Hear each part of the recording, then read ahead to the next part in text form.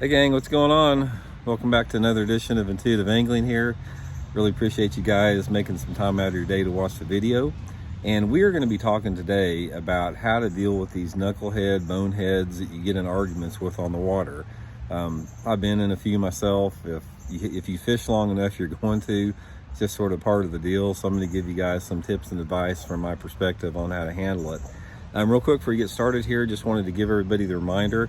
Anybody interested in booking an on-the-water lesson with me, you can do so by just shooting me a private message on my Facebook page, Randy Blockett Professional Angler. Actually, I fried my trolling motor out a couple days ago. It's in the shop getting worked on, but we'll be up and ready to go again in about another week, so much appreciated there. Okay, guys, this arguments you get out on the water, it's something that's it's inevitable. I mean, it's just a matter of time before you do it if you fish public bodies of water. And one thing that I found out about arguing with people on the water, it's sort of like arguing with people about politics. If you're arguing with somebody about politics that denies reality and denies fact and plays into conspiracy theories, it doesn't do you any good to argue with those people because it's not going to get through. It's the same with getting in an argument with people on the water. Some people on the water you get into argument with, they have it dug in that they're right at all costs, and nothing that you can do or say is going to change their mind. But there is some things that you can do to approach it and handle it and take care of it. So first of all, the first thing you want to do is to avoid the argument completely. That is the best way to avoid a confrontation of any sort, is just to avoid, don't put yourself in the situation to do that.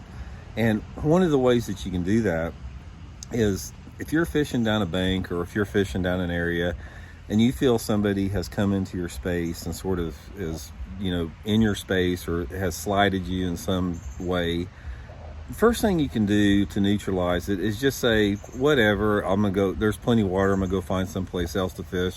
I don't want to deal with this knucklehead here. So that's the first way that you can do it.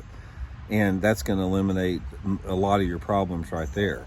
But in those situations where you come upon where it's unavoidable and either somebody confronts you directly or you're in a situation where somebody has just done something that's completely rude and you feel you have to address that person, there's a few things that you can do to take sort of charge of the situation.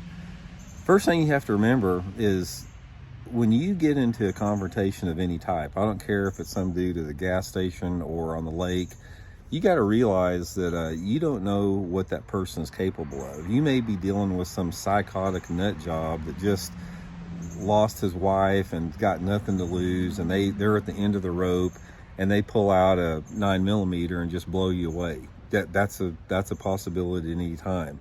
So I can tell you one thing, all the top self-defense instructors, some of the badasses in the world, like Jocko Willink and people like that basically could take down anybody, they tell you the first thing to do is avoid it.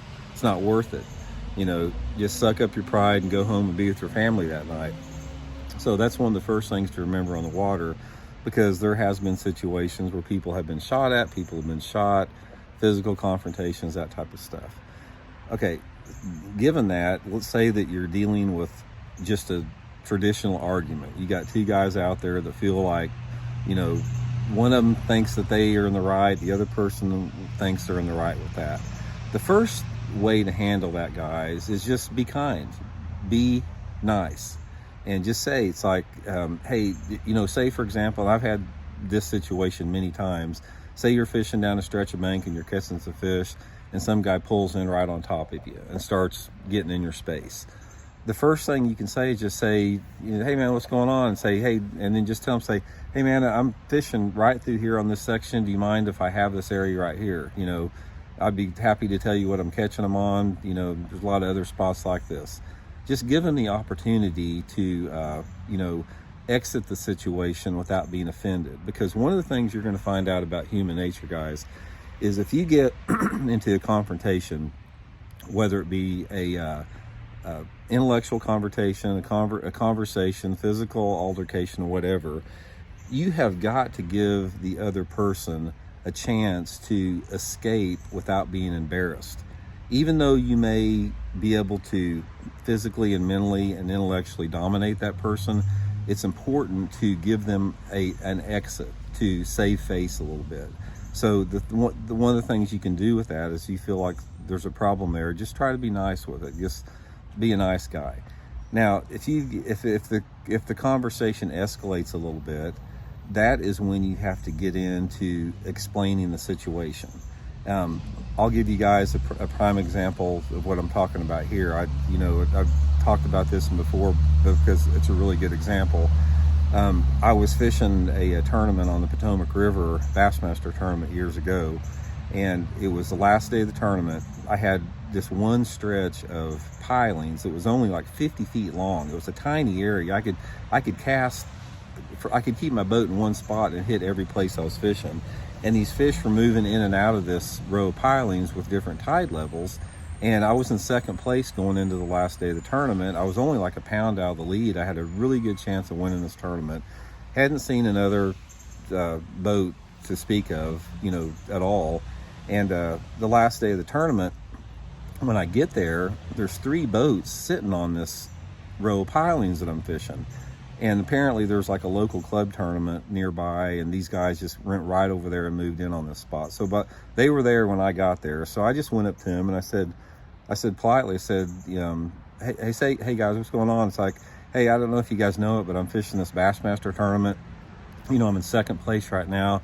I said, every fish that I've caught in the tournament has been on this row of pilings, and I got a good chance to win $100,000 today if I can just fish it. Do you guys mind if I fish it? I said, I'll give you the baits. I'll tell you how I caught them.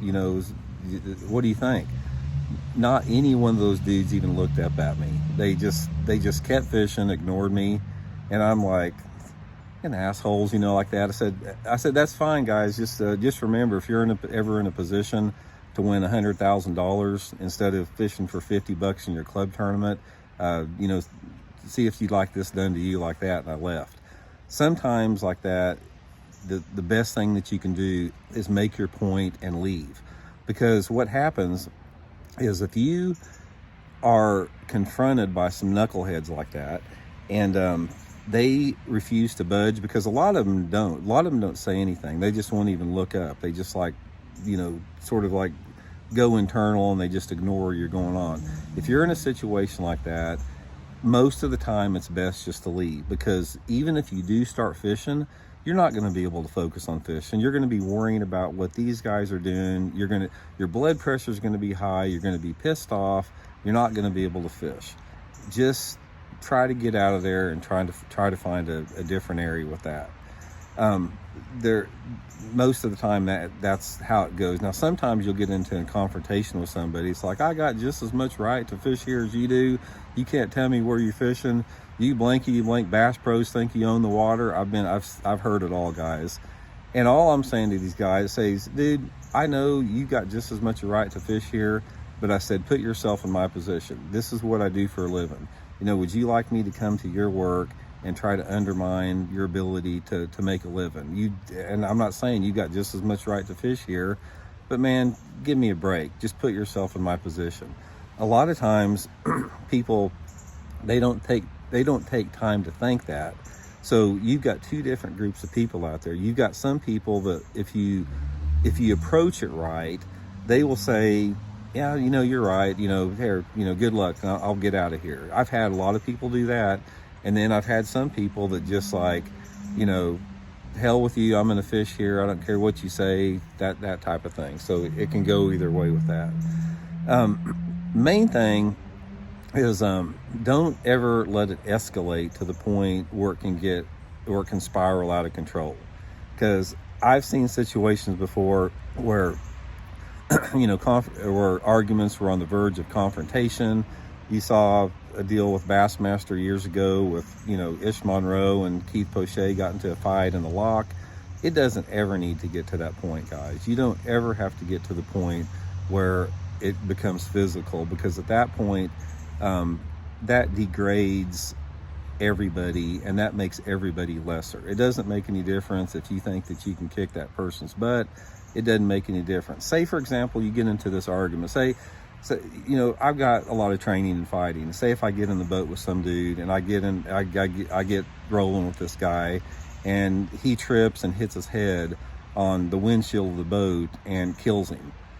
I'm going to wind up going to prison for the next 25 years. I'm not going to see my family, my kids, or anything like that. Is it worth it?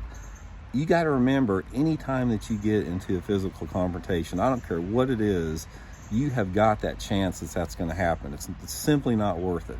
So the best thing you can do is, just like I said, try to be rational, try to be decent, try to be level-headed, and just try to remove yourself from the situation.